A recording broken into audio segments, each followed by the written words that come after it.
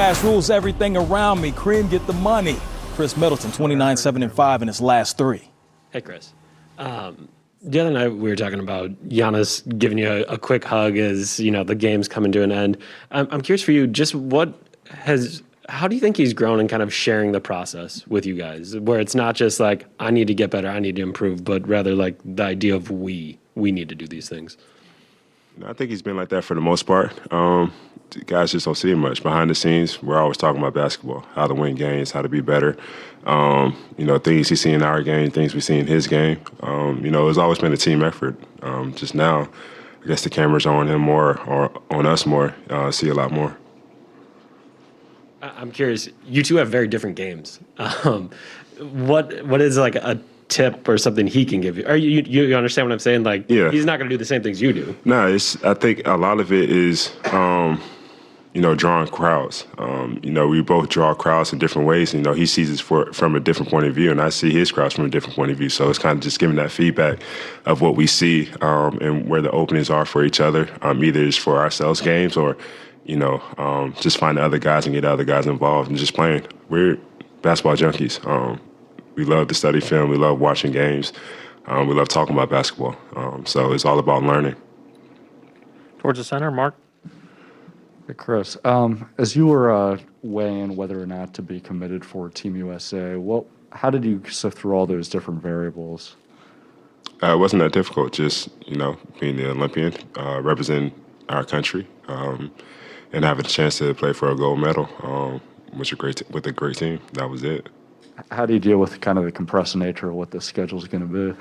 Doesn't bother me at all. I love basketball. I love playing it. During the off season, it's hard for me to take a couple weeks off because I want to be back in the gym doing something, working on my game. And one advantage of it is I don't have to get back in shape, which is, a great thing for basketball players. Once you get out of shape, it's hard, to get those wheels going again. So for me, that was it. Jeff, in the middle. Khris, you guys have never been in this position before. So how are you treating tomorrow? How excited are you? Are you trying not to be excited? Where's the balance you're trying to strike to understand the moment and go from there? Treating it like every regular season game that we've had, every playoff game that we had, taking one game at a time, and every game is a must-win. That's it. Sorry. Wayne? Sorry. Khris, what have you guys seen that has enabled you all to be so effective out in transition? You guys had 21 fast break points in the last game. What are you seeing that's leading to that? It starts with our defense for sure, being able to get a stop. But then we have, really 3 or 4 guys that can always get a board and take it with us and create problems, whether it's going all the way, finding shooters, just creating havoc, having playmakers on the court and shooters on the court that can space has been key for us. You guys, I've always, you guys average like 14 points in transition in the regular season. It's up to 17 now. Was that placed as an emphasis going into the series, or has that just sort of evolved in this series? I would say it's evolved. We watched film on ways we could get better, ways we could space the court better for Giannis, especially in transition for him to get downhill and not see a wall.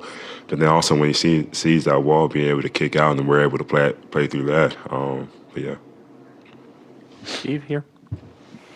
You just mentioned treating this like any other game. I know the other night Giannis was talking about how dangerous a team y'all are when you're humble and you stay humble. How have y'all been able to kind of maintain that approach over the course of the regular season and the postseason? How difficult is it to maintain that approach when so much is at stake? We don't think about what's at stake. I think the main thing with us in our locker room, we've been doing a great job just blocking out distractions, focus on the task at hand and what needs to be done, not in, not out. When we keep it like that, we're able to stay in our routines. Yeah. We'll go Steve, Zora, and then Dave in the back for the last 3. Hi, Khris. This deep into a series, do you feel that both teams have seen and shown pretty much everything they do, or do you have your dukes up that Phoenix is going to do something unexpected, or do you guys feel like we can surprise them with something? I think the best thing is always, expect the unexpected, knowing that a team especially at this point, one of the last two teams standing, that they always can throw something else out there. We have to be prepared for it no matter what it is. Even if we never seen it before, we got to figure out a way to adjust to it on the fly. Same with us. I feel like we got things that we can use that we haven't used yet. But that's just basketball, adjusting, finding different ways to win. Zora? Hey, Khris, it's clear like both sides are expending a tremendous amount of effort and energy, right, in this series. So when you need to hit a second gear in the moment, what do you lean on? What is your process to get that extra wind? My training, my treatments, my workouts, everything that you go through during the summertime, preseason, up through the season. Those are preparing you for these moments to be ready for them. No matter if you're tired, you're banged up, you're hurt, whatever. You have an extra gear that you've been through, during your summer workouts. Last question, Dave in the back. Khris, your career's kind of coincided with the rise of the combo guard. The point guard has been a dominant position in the league. You and Devin are two of the best shooting guards that the league has to offer. What have you noticed from his game, playing against him, up close these last 5 games? And then do you take any pride in being one of the standard bearers for that position? Yeah. I mean, you definitely want to be one of the top guards or players in your position. That's been a goal of mine since I stepped in. It'll always be one of the goal of mine until I'm done playing. As far as Devin Booker, the guy's extremely talented, a guy that can score in so many different ways on so many different people, no matter how many people are on him. As we've seen, he's one that, is definitely going to keep getting better. He's so young. He has so much to learn still, but he's still competing at the highest level and thriving on it. So he's going to have a great career. And quick follow to get back to Mark's question. You guys are going to transition from competing for the championship to playing for a medal together. Do you imagine what that's going to be like?